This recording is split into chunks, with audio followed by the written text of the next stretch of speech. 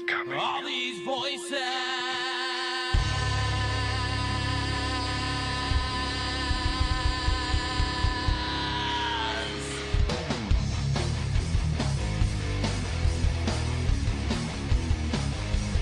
All these voices. All these things you can't explain. All these painful memories. They keep haunting you and daunting me. It's just the ghost of you and me. It's just the smoke and gasoline. It's just the ghost of you and me. Of you and me.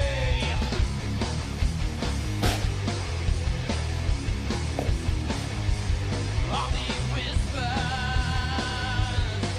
My name is James Hershey. Right back. All these shadows in my mind. With my reflection I can't find. It's just the ghost of you and me. It's just the smoke and gasoline. It's just the That ought to ghost do of it. you and me. Of you and me. Don't let 'em take you away. Don't let 'em bring you down inside. It's just the mirrors in your mind. Don't let 'em bring you down.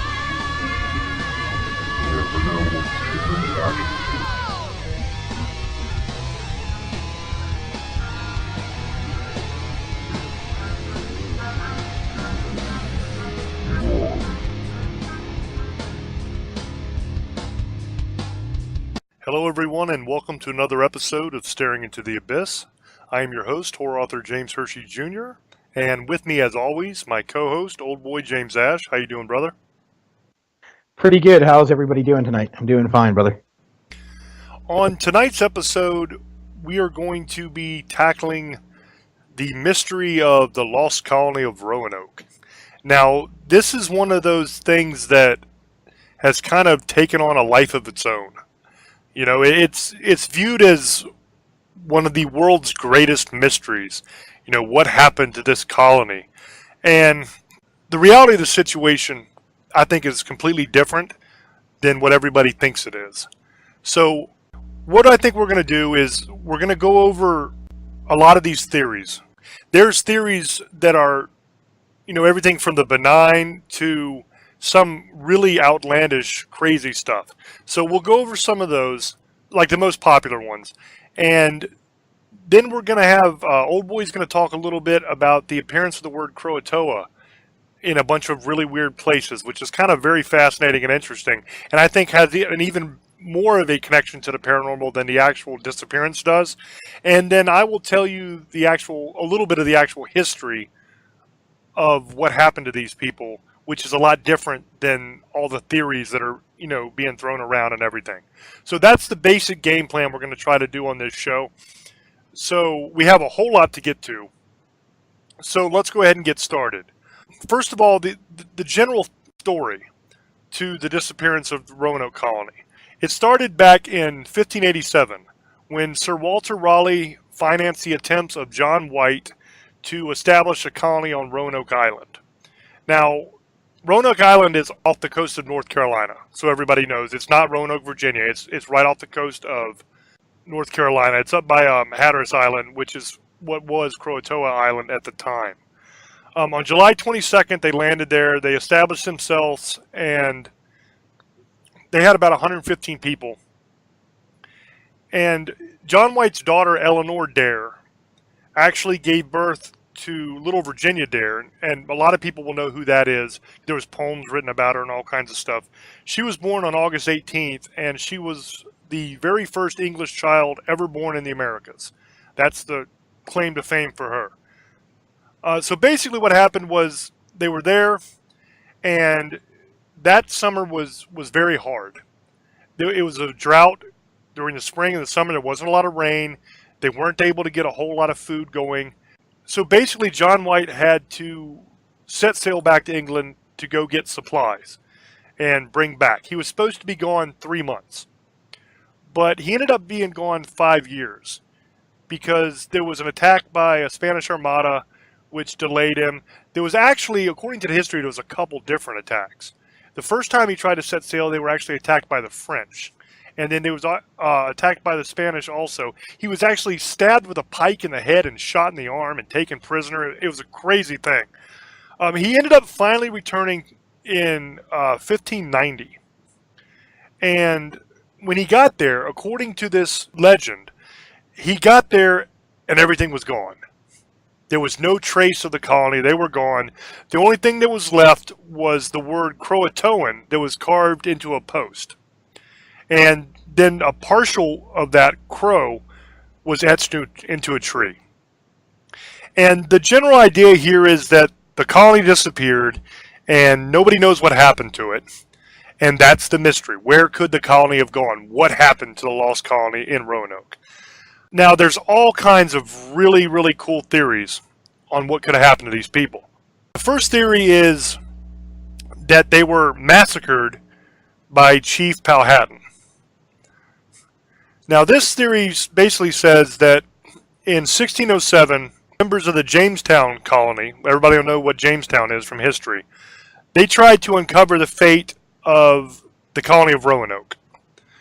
And basically, John Smith, who was the founder of Jamestown, claimed that Chief Powhatan confessed to him that he had murdered the colony as payback because they had aligned themselves with a rival tribe. And supposedly Powhatan showed Smith some items that he had taken from the colonists, which was like a musket barrel, a brass mortar and pestle. Now, this theory is really, really popular, but a lot of historians and anthropologists dispute it. They say it's not true. So that's the first theory. The second theory is that an infectious disease actually drove the colonists mad. And this is kind of an interesting one. Basically, because of the reports from different Native American tribes that claimed that they witnessed internal warfare among the colonists at Roanoke, some archaeologists have theorized that the Roanoke settlers might have contracted some sort of plague. They're thinking that the illness might have caused delirium, paranoia, basically complete madness among the colonists that were infected.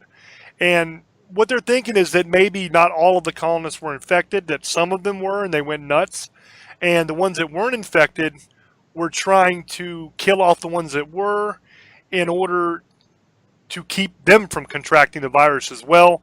And it turned into this warfare that was going on between them, and that's what happened to them, basically, is some of them went crazy, the other ones were trying to kill them, there was a big war, the crazy ones ended up eating the ones that didn't. That's the basic theory. Now, I don't know how much actual validity there is to that, because I don't think there's any actual real proof, but that's one of the theories that are out there. Another theory is that the colonists were murdered by Spanish troops. Now, this one is kind of rooted a little bit in history, because England was actually at war with Spain during the time that the Roanoke colony disappeared. You remember me saying that Governor White was attacked by a Spanish armada. It kind of all ties in. Some people think that Spain was involved in the disappearance of the colonists. Now, Spanish troops were in Florida at the time. They were also down in Mexico. And what they think happened was that maybe the Spanish troops found out about the colonists at Roanoke in North Carolina, and they decided that they were going to go up from Florida and they were going to kill them off. Now, even though this theory is wrapped a little bit in history, because England was kind of at war with Spain and there was a lot of stuff going on there, I really don't think that this one really holds any water, because there is absolutely no evidence at all that Spain had anything to do with the disappearance of the colonists. There's no physical evidence or historical evidence that they ever went to Hatteras Island or North Carolina or anywhere up in there and confronted any of these English settlers at all. So this is one that they say, well, they're at war with Spain, so maybe Spain did it. But there's no real evidence for it. One of the theories that's kind of a little bit out there, I think, is that the colonists were sabotaged as a part of a plan to discredit Sir Walter Raleigh. Now, this theory was given to us by an anthropologist named Lee Miller. And what she believed happened was that Sir Francis Walsingham, who was Queen Elizabeth I's Secretary of State, that he was kind of feuding with Sir Walter Raleigh because Raleigh was kind of the Queen's golden boy. You know, he was like could do no wrong in her eyes, is what Walsingham thought. And so he intentionally stranded the colonists and left them to die because he wanted to somehow bring down Raleigh. Now, this doesn't make any sense at all to me. Honestly, this theory doesn't. But Lee argues that the colonists ended up moving west into the interior of the state. And they ended up in a conflict between two different native tribes and were either killed or taken captives by one or the other. And supposedly there was this big cover-up by the Queen, and that's why there's no records of it. That's what the theory states.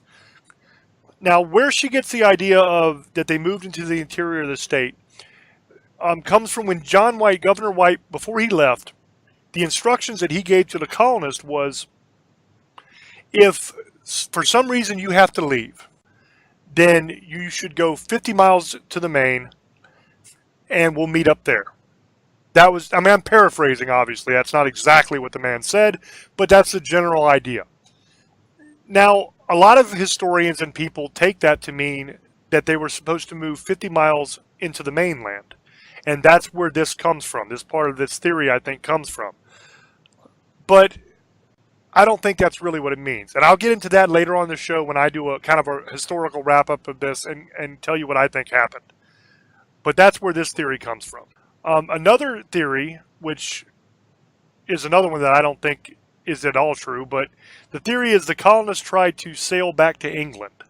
Now, in this theory, basically they're saying that the colonists were having a rough go of it, which they were, and they got tired of waiting for Governor White to return because he had been gone way too long. And they actually attempted to sail back to England on their own. And for whatever reason, they never made it. Whether they wrecked the ship, it sank, they were attacked by Spanish or the French or pirates or something. But they never made it. This theory is one that, once again, there's absolutely no evidence for. There was never a shipwreck, or really any evidence at all that supports this theory. I mean, zero, none. This is, I think, another one of those ones where people are just like, oh, maybe they just bailed, you know, maybe they just said, hell with it, we're going home, we're going back to England. But there's no real evidence. Now, we're going to get into some theories now. It's going to start to get a little spookier. We're going to start to get into the paranormal side of this a little bit. Because believe it or not, even though this is a historical thing and a mystery, it has a lot of paranormal aspects to it. This theory is that the Croatoan tribe actually executed the colonists because they thought they were witches. Now, the Croatoan tribe did believe in witches. And they believed that both males and females could be witches, that they used black magic to do evil things. They could either be intentionally doing them or unintentionally doing them, but they believed that people could do that they could use black magic to do evil and to accomplish evil deeds, such as spreading disease, ruining crops, all that kind of stuff. Now, the tribes in the area, especially the Croatoan, they didn't regularly execute witches, but there was some precedence for them actually executing dangerous outsiders, people that came in and caused trouble and messed things up. They didn't do it all the time, and they didn't do it at first. Usually, a lot of these native tribes, contrary to popular belief, were actually friendly with a lot of these foreigners that were coming in. They traded with them quite regularly. They helped them. Usually it was because the foreigners did something terrible that caused the tribes to turn against them. I mean, that's just the honest-to-God truth of the matter. But that's what this theory is that the Croatoan tribe thought that the colonists were witches, and they were put to death because of that. this is one that I also don't think holds any water, because if you know anything about the actual history of the Croatoan tribe and of the colonists, then you would know that they were really tight, man. They were close. They were good buddies. Because the Croatoans had been trading with the English all the way back to 1584. Because, see, people think that 1587, when these colonists arrived, was the first English people that had been to the area. That's not true. That's not true at all. The English actually had a military garrison right there in that same area because they wanted to attack Spanish ships as they went by. And they had been trading with the Croatoan Indians all this time. So by the time these colonists got there, the Croatoans already were very familiar with the English, and they were friends. And the English actually sided with the Croatoans against the Secatoans Indian tribe, which was on the mainland, which was the bitter enemies of the Croatoans. So the idea that the Croatoan tribe would think that the colonists were witches and put them to death is kind of silly and ludicrous if you actually know the real history, because they were buddies, they were allies. You know, there would be no reason for them to suspect that they were witches. If bad things happened to the Croatoan tribe that made them think witchcraft might be involved, they were more likely to look at their enemies on the mainland, the other tribe, than they were to look at the English, who were their allies and had always been good to them. I mean, the English troops actually joined with the Croatoans to fight the Secatoan tribe on the mainland. So they were really good friends. So this theory is, in my opinion, completely off base. Now we're going to get into some really far out there theories that really delve into the paranormal and horror, and they get kind of nuts at this point, which is kind of fun for me, honestly, and hopefully fun for you. This theory is that Roanoke was the site of a zombie apocalypse. I'm not kidding you. This is an actual theory that a lot of people believe is the truth. It's really popular on the internet. Basically, the theory says that Roanoke was ground zero for some kind of ancient zombie apocalypse. And basically what this theory does is it combines the disease theory, that they contracted some kind of plague. It combines that with another theory, which is that they became cannibals and they ended up eating each other, and that's why you never found them. So it takes those two theories and it combines them. And basically what it says is that the settlers were infected with a zombie virus. Whether they were intentionally infected or whether it was some kind of thing that just happened, who knows.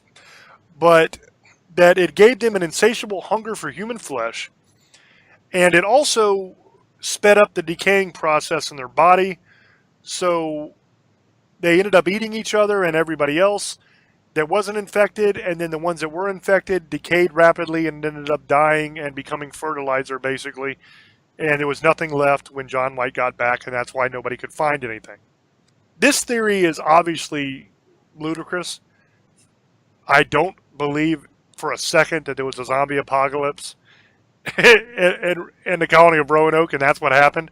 And simply, if you just look at the state of the colony when John White returned, it'll be very easy to see that there was no zombie apocalypse. When he got back, everything was gone, except for the palisade. Now, for those who don't know what a palisade is, basically it's like a line of telephone poles.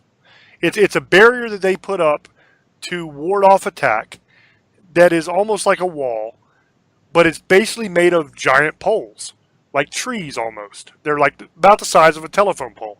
And they dig holes and they put them in the ground so they stick up and form a wall that they can be behind where they can fight and the people can't, readily get to them. That's what a palisade is. That was all that was left of the colony of Roanoke. All the houses were gone. So the colonists actually packed up all the houses and took them with them. So I doubt very seriously if there was a zombie apocalypse that after they were turned into zombies, they decided, well, first, before we eat everybody and die off, let's pack up all the houses and hide them in the woods so that nobody knows what happened. It's just silly. It's not what happened. This next theory is that the Roanoke colonists were transformed into trees. This is kind of an interesting one. The theory goes that the Croatoan tribe believed that the island had a spirit, and this spirit, if you angered it, had the ability to absorb the offenders into the woods. So basically, if you made the spirit of the island mad, it would turn you into the island, basically. It would transform you into animals or trees or stones or pretty much anything else in the natural environment. So you would become part of the island. Now, if this lore was taken seriously, and this is what had actually happened, then there would be no lost colony of Roanoke because they weren't lost. They were simply still there. They were part of the land at this point. I seriously doubt this is what happened either. This is another one of those kind of fanciful ones that takes a little bit of lore that you find and says, oh, look, they believed that the island had a spirit and it could do this. So that means that this is what must have happened. It's not really based on any solid evidence other than a tiny little piece from the lore of the Croatoan tribe. This next one is that the reptilian devil of the woods possessed the colonists. Now, this is another one that's it's a theory on its own, but it kind of ties in with the plague theory also in a way. And it also ties in a little bit with the Croatoan theory of the island spirit, basically, too. Because this theory says that the Croatoans believed that there were spirits that manifested themselves in the form of elements and that all kinds of crazy stuff would happen. According to this theory, the Croatoans had reported a bunch of strange phenomena that had occurred at the same time as the vanishing of the colonists. They say that birds fell from the sky, there was large numbers of wildlife that just died abruptly and just like would run off cliffs and stuff like that. And basically it says that the Croatoans told them of an evil spirit that would take the form of a reptile. And they said that it was able to attach itself to humans, basically possessing the human, causing them to demonstrate like demonic traits, like violence and greed. And basically that would cause them to go to war with each other, I guess is really the best way to describe it. Because basically what they're saying happened is that this reptilian spirit possessed the colonists, or at least some of them, and caused them to attack the other colonists. And everybody ended up getting wiped out that way. So as you can see, it's a combination of several of these theories. Of the plague, of the zombie apocalypse, of the spirit of the island. It's kind of a mashup of all of them. This next theory is that the colonists were the victims of the North Carolina witches. This goes back to a bunch of legends from the area of North Carolina in the Hatteras area, that there are witches that live in the woods there, and they use black magic to hurt people, basically. And early European colonists accused the native people of being witches, and said that they could control the weather and a bunch of other crazy stuff. And then this theory says that the colonists ended up accusing each other of witchcraft because of stuff that was going on, and that they ended up killing each other off. And then the ones that were left were killed off by the North Carolina witches somehow. It's kind of a convoluted theory, but it has a lot to do with the idea that there's this group of witches that live in the woods and that they caused all kind of mischief, and basically the colonists were accusing themselves and would put their own people to death, and then in the end the witches got them, basically. It's kind of interesting because later on in history, when the African slaves came over, they added to this legend of the North Carolina witches.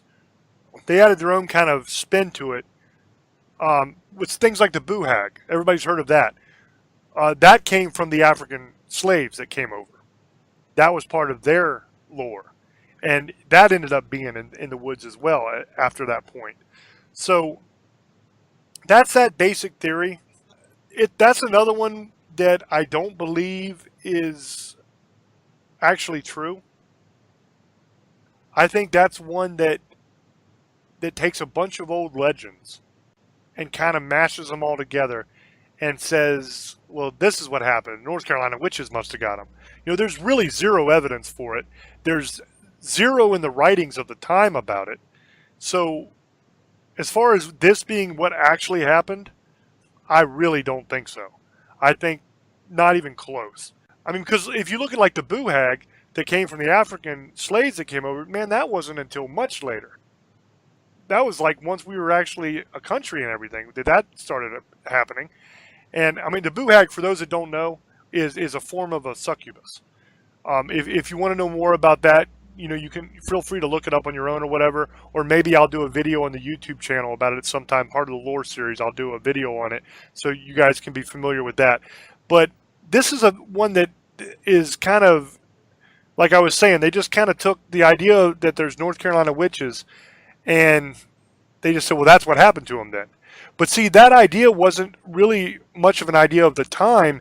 At the time, they didn't believe that there was a group of witches that lived in the woods there. That came later, and that's something from more modern times that has been kind of transposed back into that time period to where they say, oh, man, everybody's heard of these North Carolina witches. Maybe they got them. But the native people didn't believe that there was a group of North Carolina witches that lived in the woods. They believed that there were spirits, but it wasn't really witches. So I don't think this one's true at all. Now, this next one is kind of scraping the bottom of the barrel. And I'll say that right away. And that's that aliens abducted the colonists. Now, you know that you are completely and totally out of answers when you're blaming aliens. I mean, that's kind of, at some point, every mystery always ends up with aliens. That's where it always goes. It seems like when there are no answers for people, it just ends up at aliens. You're really scraping the bottom of the barrel when you're blaming something on alien abduction. But that's what this theory is that a bunch of aliens abducted the colonists. Now, whether it was some kind of weird dimensional reality shift where they kind of teleported them to another dimension, or whether it's some kind of time portal and the colonists didn't disappear at all. They just kind of got warped to 2210 or something or whatever. It's one of those kind of theories that they vanished in the time period and they might end up in 1,000 years showing back up, or 3,000 years showing back up, or something like that. Or that aliens simply abducted them and took them away to the planet whatever. This is obviously a very silly and very out there theory that I think has zero validity, but it is a kind of funny one and an entertaining one, and that's why I included it, because especially in the alien community, man, you have people that will fight to the death over these alien theories. They believe this to be the truth, and they will absolutely crucify you if you disagree with them on the internet. It's hilarious, I think. So I wanted to include this one in, even though I mean, out of all the theories, I think that this is the least likely, but I wanted to include it because it makes me laugh. The next theory is, and this is another one that's very strange, is that Virginia Dare survived and was turned into a beautiful white doe. Now, this one actually is another one that comes from later. It comes from 1901, actually. Sally Southall Cotton wrote a poem, The White Doe, The Fate of Virginia Dare. And basically, it's a fictional account of what happened to the little girl. And it states that she was taken in by the local tribe, and she was renamed Winona Ska, and she was loved and accepted by the tribe. And when she grew up, she got engaged to a young chieftain. Now, unfortunately, she also caught the eye of an evil witch doctor. And the witch doctor turned her into a white doe because he was mad and jealous that she wasn't going to marry him. She was going to marry this other dude. So he got pissed and he turned her into a deer, basically. Now, this poem was 100% fiction and it was presented that way, but you know how these things go. You have something that's popular like that, even though it's fiction, and then all of a sudden, you start getting all these reports that people are claiming that they are seeing this ghostly white doe that is in the area where the colony was, once was, and it's wandering around and all this kind of stuff. And next thing you know, you have all these people writing books and there's movies and there's TV shows about it. And it's all based on a piece of fiction, basically, a poem. And people liked the poem, and then so they started saying they saw it, and it's just kind of gotten blown way out of proportion. So this is another one that is silly. It's kind of cool, but it's silly. It's not real. There's even one version of this where she meets Pocahontas, which was even later, and it just doesn't make any sense. It's not a real thing, I don't think, and it just shows you this whole batch of theories. It just shows you that a lot of these people have no idea what actually happened to these people.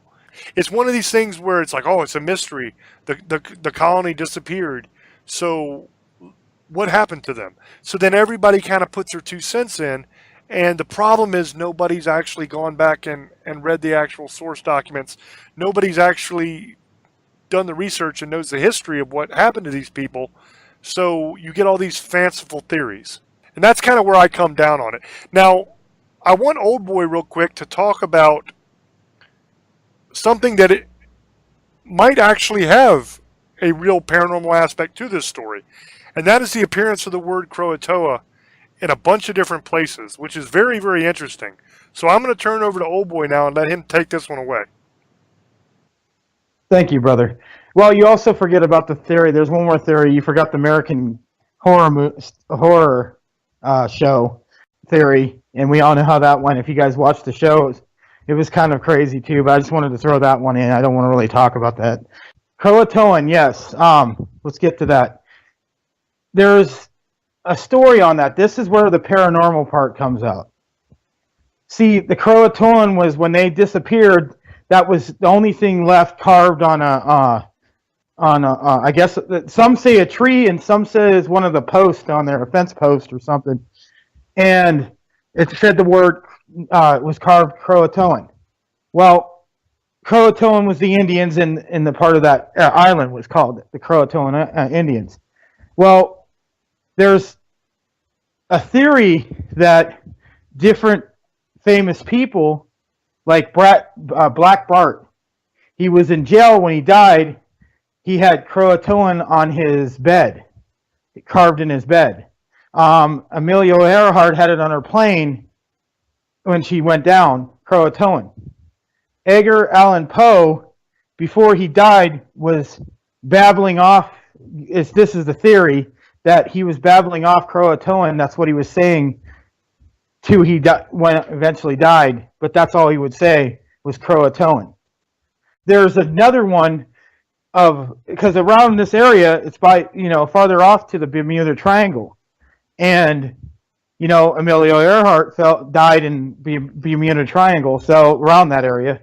So there was a boat with a crew on it, and it was a captain, and they went down. But to come to find out, the last words he wrote in his book was Croatoa. And there's other numerous stories of Croatoa. So that's what I was going to talk about right now, because I've looked up some of the history about that. Me and James were talking about this earlier, so you guys would understand.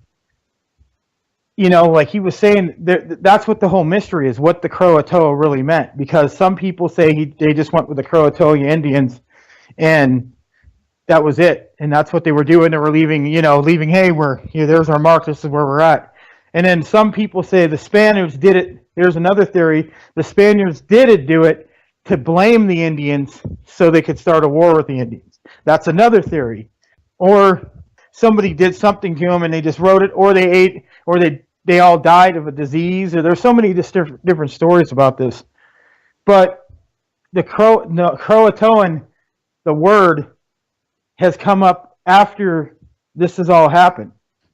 And with either famous people in different times after this, hundreds of years after this, and that's where the whole paranormal part comes onto this. Is why would anybody really care about Croatoan? Especially Amelia Earhart and Edgar Allan Poe. If these are real stories, like James says, some of this is blown out of proportion and exaggerated. But there's always truth to some kind of story. Remember that, guys. So what I think, in my opinion, is maybe that there's some like it's in that area. There's always stuff that's happened anyway weird in those islands. So maybe that word got cursed, or maybe it's another dimension. Maybe, I don't know. It was the Indians, yes, it was named after that. But maybe something. There's got to be something to do with all this, because why would Edgar Allan Poe talk about Croatoa? I mean that's it's always baffled me. Why would he even say anything? Why Emilio Earhart? Why would Black Bart write it in his jail cell under his mattress? Carve it into his bed. Why? And then there's why would a guy who's on a boat by Puerto Rico in the Bermuda Triangle, that's his last log written in his log, and that's baffling to me. That's the part that I can't figure out. And James, that's what I was trying to get that issue, try to see if we could actually figure this out, maybe on another show all about Croatoa, and see what we could figure out. And my personal opinion is, I don't know. I don't know what that. I can't figure that part out of it. What do you think, James? It's definitely interesting. The question I have on the whole Croatoa thing is how much of that is actually true, and how much of that is just BS. That's invented. Like Amelia Earhart, supposedly Croatoa was in her diary that she had before she went on her flight, and that's where the word was. With Edgar Allan Poe, right before he died, he was found wandering the streets. He disappeared, and they couldn't find him. And then when he came back like a day or two later, he was wandering the streets just out of his mind, just babbling on, and he just kept saying Croatoa over and over again, and he ended up dying right after that. He was in they put him in a bed, and he didn't get any better. He was just totally out of it, and just kept on just this insane rambling about Croatoa. That's what the story is. Now, whether that is actually true or not, I don't know, but that's what the story is. And so that's what I wonder, is how many of these are actually true, and how much of this is just sensationalism. Because you have a lot of that with the Lost Colony of Roanoke. There's so much with this that is so blown out of proportion and not even close to the truth. And that's the problem with this mystery, is so much of it is sensationalized. Here's the thing with the Lost Colony of Roanoke. They're not lost. They never were lost. That's the truth of the matter. They were never lost. This isn't a real mystery. This is one of these things that they did a play about it, and it was a work of fiction. It had nothing to do with history, and that's where everybody got the idea from. And then now there's been all these TV shows and movies, and when you go to the source you're supposed to be able to trust for history, like the History Channel or the Discovery Channel, and they're doing documentaries on the Lost Colony of Roanoke, and they're not even mentioning the actual history. That to me is kind of sad, because we know what happened to these people. It's not a big mystery. And I'll go back to Governor White telling them before he left that if they need to leave, go 50 miles to the main, that's where they'll meet up. People think that means to go to 50 miles into the mainland. That's not what that means at all. He was talking about going up to Hatteras Island, which was 50 miles above Roanoke Island. That is where the Croatoan tribe lived. Their friends, who they had stayed with before, who fed them, who they traded with. They had a very good relationship with them. That is what that was referring to. He actually, when he came back and he saw the word Croatoa carved into the post of the palisade, he actually wrote in his journals and his logs that it did his heart good to know that his people found safety and comfort with their friends, the Croatoan. To John White, there was no mystery here. To him, there wasn't the lost colony at all. The colony wasn't lost. He knew exactly where they were because they were exactly where he told them to go. So this is one of those ones that is no mystery, but people think it's this huge mystery, but in reality, it's not. And anybody that is familiar with the actual history of the Croatoan tribe and the history of the colony and the time period, it's pretty obvious where these people went.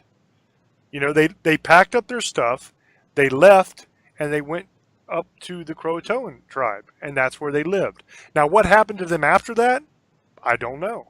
How did they actually die? I don't know.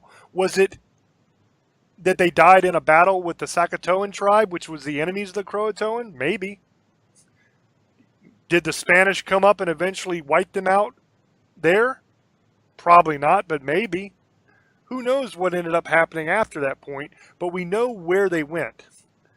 There's a historian named Steve Dawson that has actually done some archaeological digs on Hatteras Island, which is where the Croatoan tribe lived. And he's got a bunch of archaeologists from different universities and stuff that have joined him on these digs, and they've actually found the skeletal remains of the colonists, what they think are the colonists. They have a bunch of artifacts that were from the colonists, different English artifacts. And so they believe that they've actually found the lost colonists. Now, they're not 100% sure that it's a lost colonist, because in order to be 100% sure of something like that, you would have to have DNA to compare to. You would have to have some kind of writings from the colonists themselves saying this is where we're buried, basically. So you can't be 100% sure, but it looks pretty good that that's where they went, and that's what happened to them. It's pretty clear. John White never believed that the colony was lost. He never believed that there was a mystery here at all.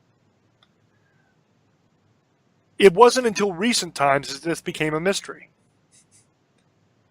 Now, John White left the colony of Roanoke, and he was going to go up and meet back up with his people.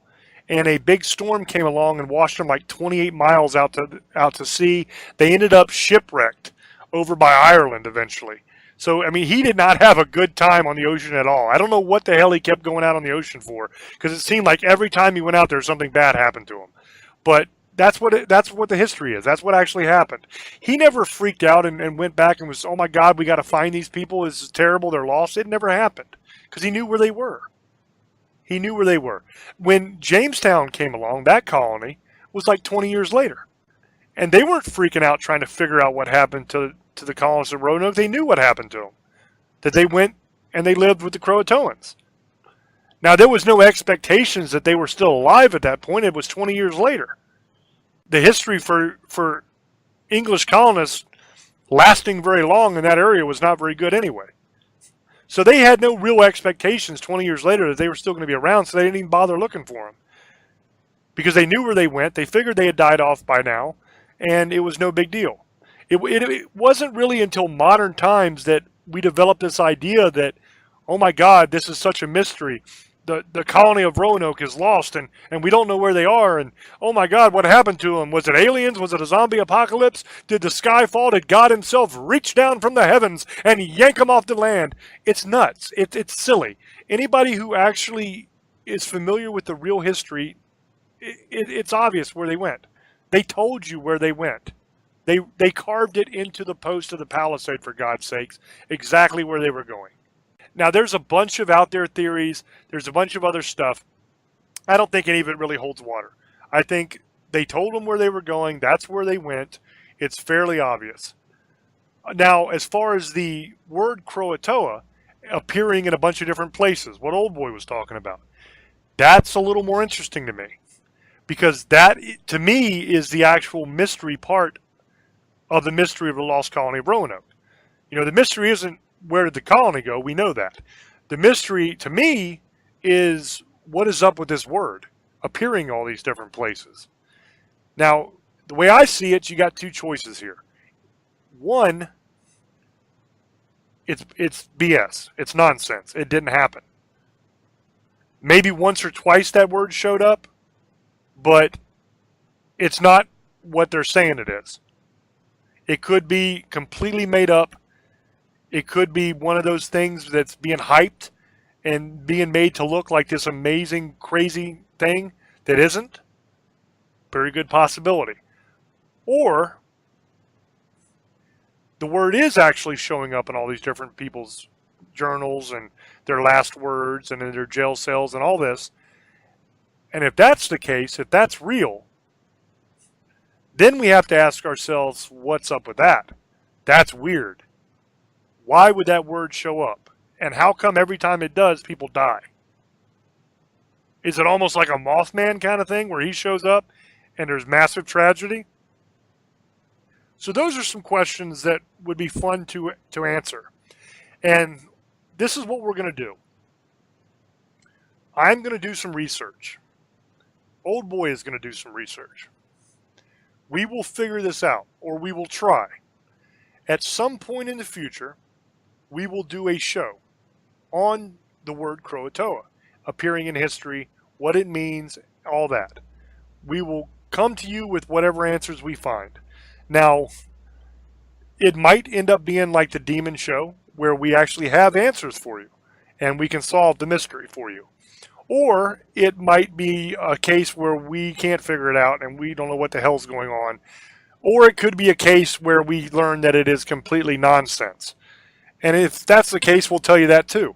But at some point in the future, we'll either do a show that you can listen to on ParaX and YouTube, or we'll just do a YouTube video on it. Either way, you'll be able to check it out. If you are listening to this right now on the radio, then thank you for listening. Please check out the YouTube channel. It's youtube.com/James Hershey Jr. That's where you can catch all the Staring into the Abyss shows, all the different lore videos we do, the demon videos, all that stuff is on the YouTube channel. It's completely free. That's why it's there, so you guys can enjoy it. So please check it out, like and subscribe. If you guys are listening on YouTube right now, thank you very much for listening. Please check out a bunch of these other shows and videos we have, and like and subscribe. Thank you very much. We are almost out of time. So, Old Boy, do you have any final words or shout outs or anything like that? Yeah, I want to give a shout out to Kevin at the Sweet Frog for he always gives our show gets a lot of people listening to it and gives our name out there. I want to thank him a lot, and Xavier for being such another guy supporting us. I gave him an autographed shirt and he put it on Facebook. And to my beautiful girlfriend who's coming out from Pennsylvania, I'm finally seeing her after 5 years. And I can't wait. I love her. Love you, Tara. And to all our fans, thank you for listening. ParaX, thank you guys. You guys are awesome. Thanks for giving us a chance. And till we meet again, you guys have a great night. Love you all. I'd like to say thank you to everyone listening. We appreciate you guys more than you'll ever know. I'd like to invite all of you to check out my novels. I'm a horror author. That's what I do for a living. I wrote the I Am Legion series. It's I Am Legion, The Surrogate of Souls, and The Rise of the Revenant. I also have a novel called Call the Wind Spirits out there. You can find them on Amazon. They're on Kindle. They're in paperback audio. You can also find them Walmart.com, Booksamillion.com, Barnes & Noble, all that. All the places you buy books, basically, you can buy these books. If they do not have them, you can ask for them, or you can just go to the website and order them because they're carried on all the websites. Some stores have the books, some stores don't, but they're on all the websites. So please check those out. Tell me what you think. I actually have them all on sale right now for 99 cents. All the Kindle versions, that is, not the paperbacks, but the Kindle versions are. So please check them out. Also, I'd like to just thank you guys for listening and thank you for all the support. And I also want to give a shout out to Kevin. Thank you, man, for pushing the show. Appreciate you. And to Xavier, man, I'm going to tell a little story real quick. We don't have much time, but a little story about Xavier that's kind of cool. This guy is a guy that listens to the show regularly. He's a big fan of the show. He really likes it. And he sees all these things on the internet, and he doesn't know if they're true or not. You know, like the Russian sleep experiment and the never-ending road and all these kind of things. So what Xavier has actually started to do is when he sees one of these stories on Facebook or whatever, that he goes, wow, man, that's crazy if it's true, but I don't know if it's true. He'll actually tag me and he'll tag Old Boy in it on Facebook for us to actually tell him whether it's true or false, which is kind of interesting. I never expected, when I became a novelist, an author, and when I started doing, this radio show, I never expected that people would, I'm trying to think of how to say this properly, that people would have so much faith and trust in my opinion on something, on my word on something, that they would look to me to be the authority on whether or not something is true. I think to me that is a testament to the work that I've done.